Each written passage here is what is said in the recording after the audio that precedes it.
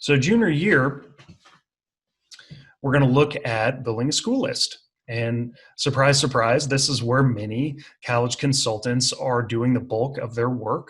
And actually, even our independent college consultant associations, one of the things that they require for you to have membership in many cases is that you've visited so many schools.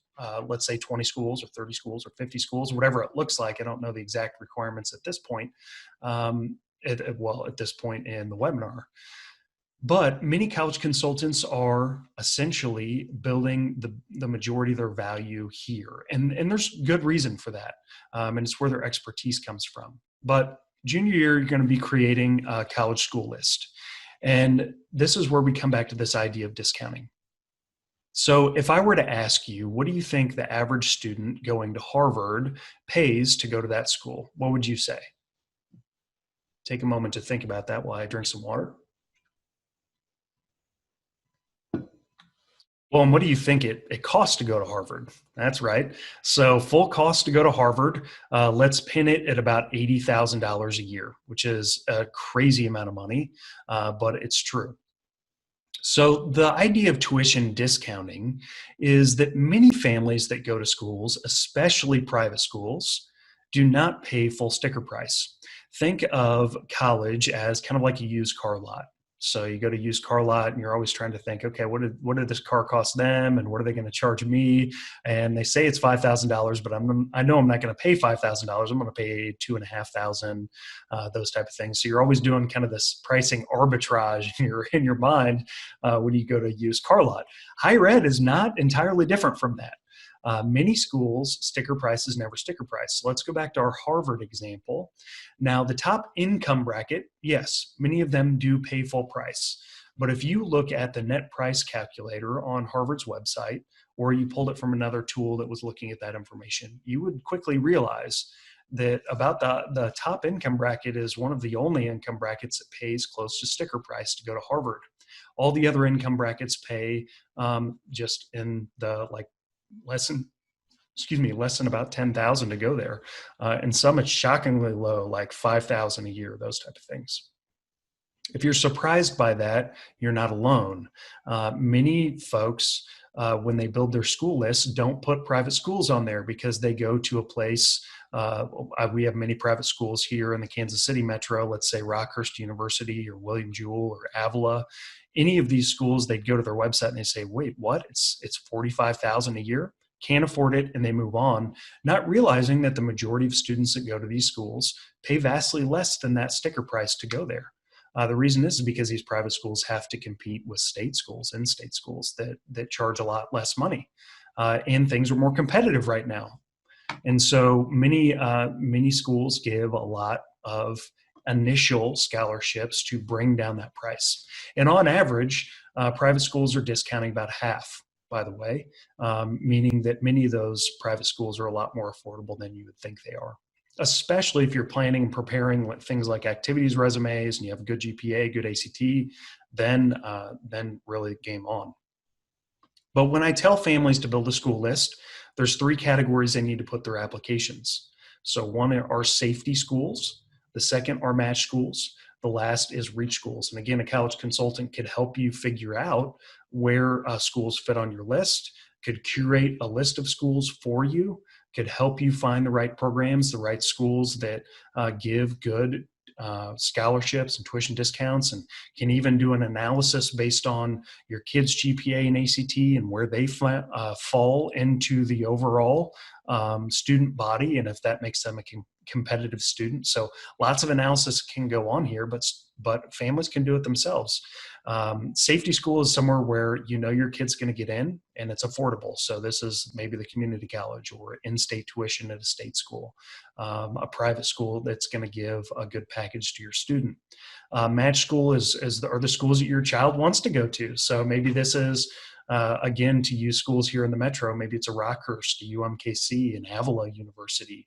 And then reach schools are schools that are kind of way out of the price range maybe, or your student's not really sure they're going to be able to get into. This might be a Harvard or a Brown or a Yale, et cetera. Or maybe even for some students, down kind of the spectrum in terms of prestige of private schools, but still kind of what they would consider a reach school. The reason why you put your applications in these buckets is because, similar to diversifying your investments, which again, I'm not a financial advisor, but diversifying your investments, you would diversify your schools across these lists so that when you get your financial aid letter, which is something we're going to look at as we get further down in the slide deck, you don't have just one option. You'd never want to put your eggs in one basket. You want to compare what each of these schools are offering you when the time comes, and then you want to pick the best option for your student, best option for you financially, etc.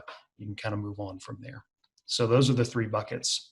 You also, at this point, need to define the criteria of what's the type of school that you want to go to.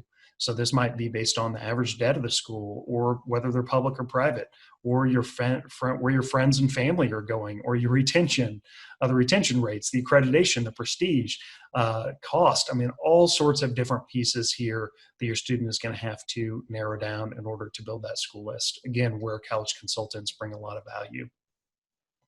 You can create this school list yourself. So like I said, many college consultants are using software and proprietary tools, but many of these options are right there for you on the web. So here are a few of my favorites: College Scorecard, using guidebooks, College Navigator, Factual, all sorts of really, really great options for you to build a school list that are free and right at your disposal online.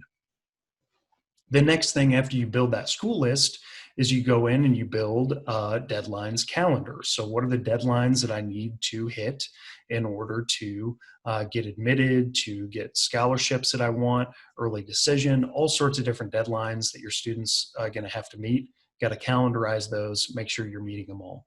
I know this from personal experience. When I went to school, there was a school that offered me a full ride scholarship, and I missed the deadline. And so if you do miss the deadline, a lot of times schools aren't going to say, oh, well, just go ahead and throw in your application, we'll see.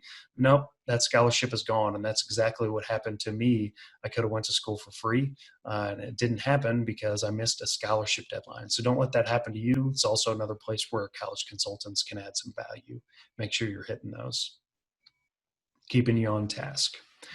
Junior year is also where you look at test preparation. And as you can see, we're piling a lot into junior year. This is a lot of times where families get overwhelmed and they say, I don't feel ready. Well, it's because there's so much stuff to do junior year that it is a really important time. And this is when many families start to seek out guidance in terms of making sure they're on track. But test preparation is a big piece. And I've listed some. This is a slide deck that I tend to do here in the Kansas City area. But libraries are a great opportunity to get free test prep. And so our public libraries here in the metro, for instance, they have books. They have a service called lynda.com, which is now LinkedIn Learning. They have Learning Express.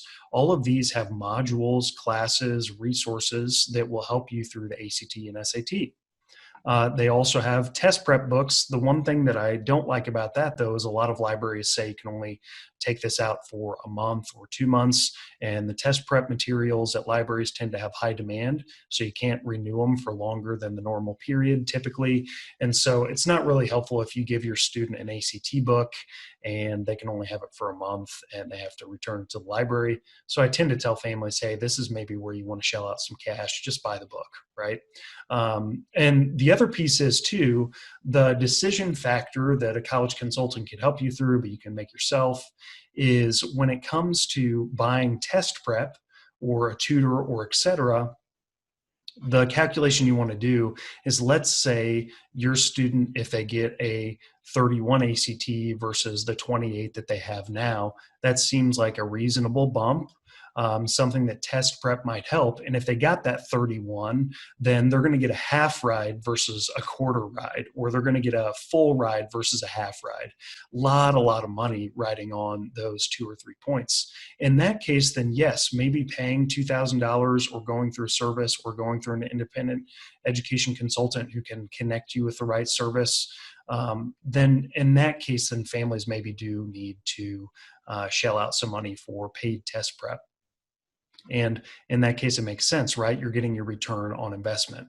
And again, with a college consultant, you should put it through that same test. are they going to save me money, more money than they're asking me to give them?